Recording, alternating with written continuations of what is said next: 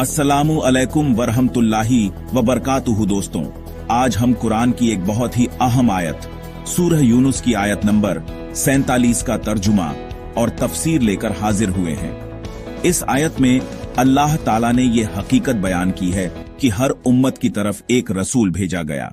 आयत और तर्जुमा वली कुल्ली उम्मतिन रसूल फिजा जा रसूलुहुम कुजिया बैनहुम बिलकिस्त व हुम ला युजलमून।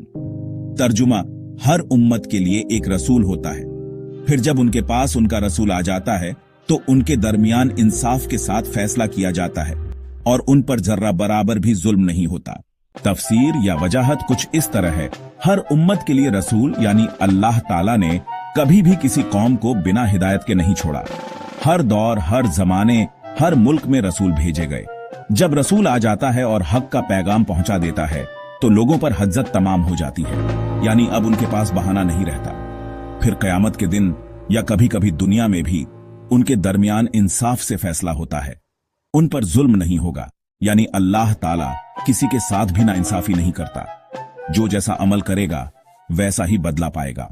तो हमें इस आयत से क्या सीख मिलती है? सबसे पहली बात यह कि अल्लाह हर दौर में इंसानों को राह दिखाने वाला भेजता रहा है। दूसरा, रसूलों का मकसद लोगों तक अल्लाह का हुक्म पहुंचाना था।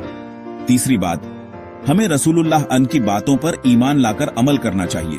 और चौथी, अल्लाह का हर फैसला इंसाफ पर मबनी होता है। अगर आप रोजाना कुरान की तफसीर और नसीहतें सुनना चाहते हैं तो हमारे चैनल को सब्सक्राइब करना मत भूलिए।